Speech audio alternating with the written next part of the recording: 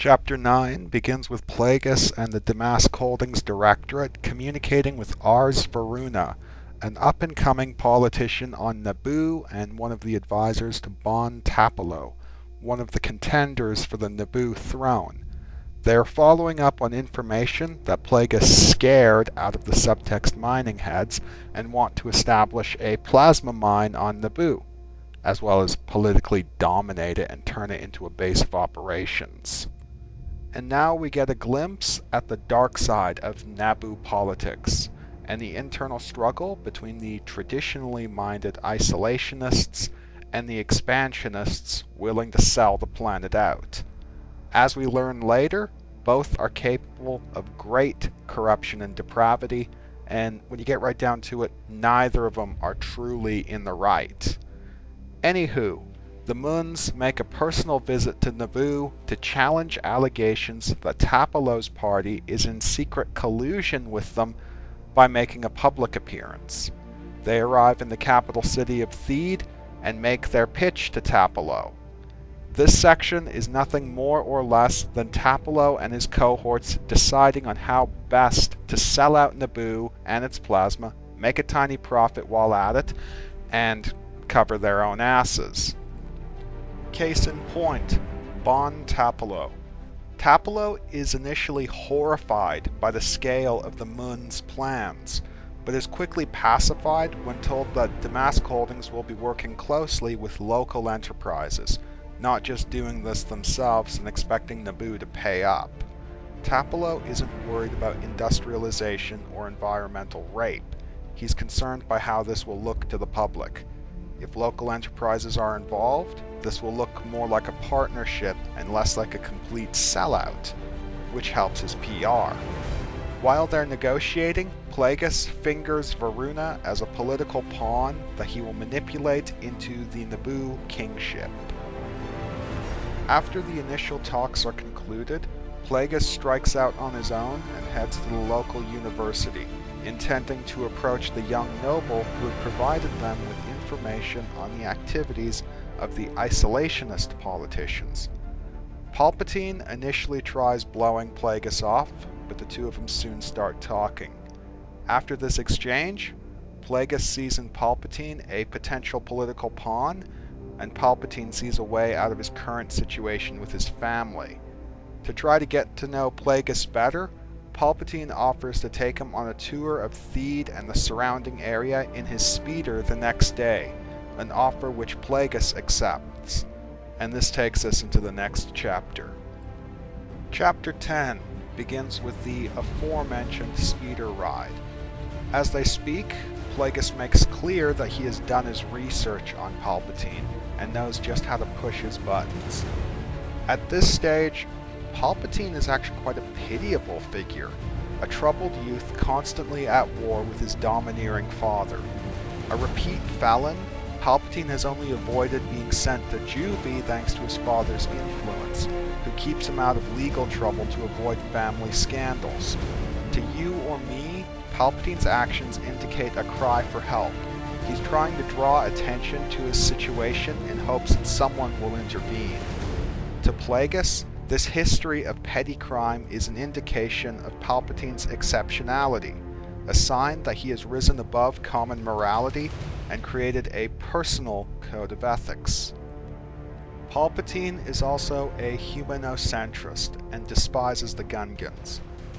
But strangely enough, this worldview is somehow in sync with Plagueis's. Plagueis's attitudes on speciesism are actually somewhat strange. While he is very pro-Mun, he considers humans potentially equal in terms of their proven intelligence and capabilities. However, he is disgusted by the fact that instead of celebrating their superiority, they allow themselves to be dragged down into mediocrity in service to the idea of universal equality and allow other races to view them as equal. Plagueis isn't completely Mun-centric. He believes in the ascension of a group of superior life forms and would consider humans worthy of being part of this group if they simply centralized their efforts and worked for the good of their species as a whole, rather than disseminating and trying to spread through the galaxy like a plague. Palpatine, as a humanocentrist, is actually very in line with Plagueis' beliefs.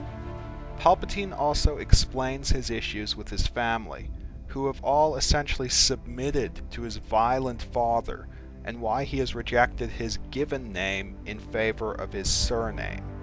Simply put, Palpatine hates his family, but is proud of the noble lineage into which he was born.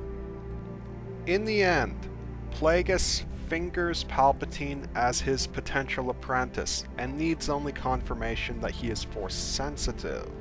Later, Plagueis visits Malastare in an attempt to intimidate Pax's team, but Team holds fast, or at least attempts to.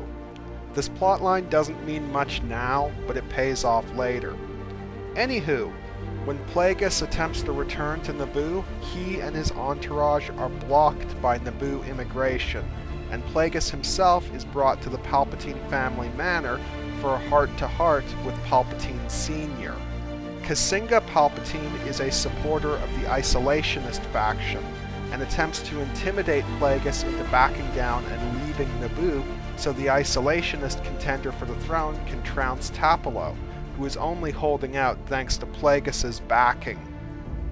Kasinga's strong-arm tactics reveals the corruption behind the isolationist faction, who are just as bad as the expansionists.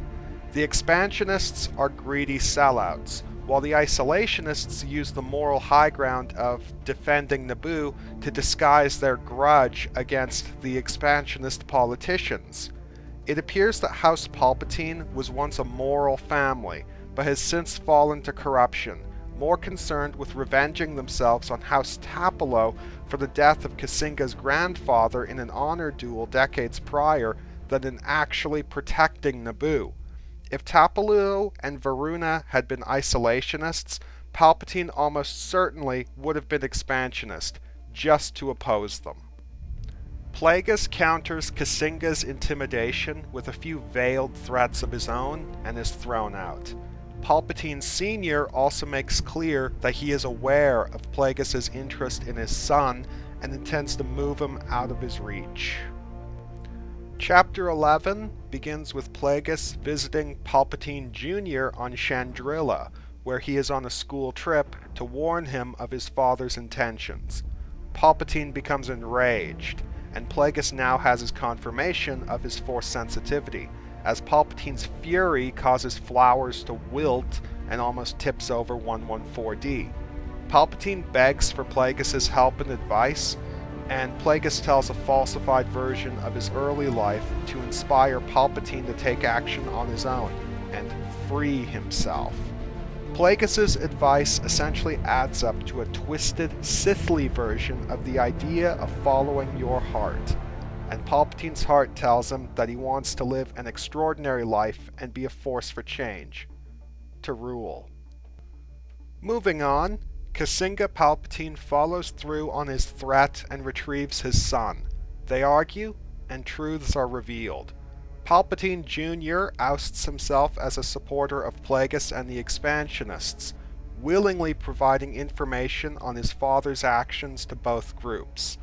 Palpatine Sr. reveals that he just wants his son out of the way, so he can acquire more power through the isolationist-backed king, who just happens to be his mistress's brother.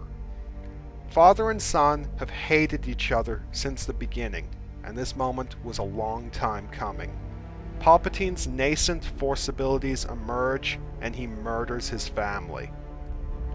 Darth Plagueis is experimenting with the midichlorians within Darth Venomous' comatose body when he is interrupted from his trance by the massive shift in the Force caused by Palpatine's awakening. In short order, he is contacted by a confused Palpatine who asks for help. Plagueis has Palpatine quietly moved back to Chandrila and destroys the evidence of Palpatine's killings. As an added benefit, Plagueis is now free to take control of Naboo through Tapalo, now that Kasinga is no longer around to block him. When next they meet, Palpatine, who has had time to stew, calls out Plagueis on manipulating him into murdering his family. Plagueis admits the truth. Neither are ones to mince words. Plagueis presses Palpatine about his powers, and the Dark Lord of the Sith is left shocked by what this untrained sensitive is capable of purely by instinct.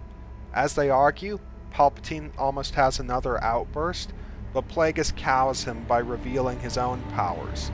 Plagueis reveals himself to be a Lord of the Sith and convinces Palpatine to join him. Palpatine is formally taken into the Order of the Sith Lords and is dubbed Darth Sidious. In conclusion, Hugo Damask, the businessman, is much more free to act than Palpatine, the politician. Palpatine can only rarely get his hands dirty due to the need to keep his resume and his reputation squeaky clean. As Damask, Plagueis is free to rely on intimidation and strong-arm tactics, and to do so personally without the use of an alias, as one of his assets is his reputation for ruthlessness. We also learn that Naboo isn't quite the paradise that the movies would have us believe it is.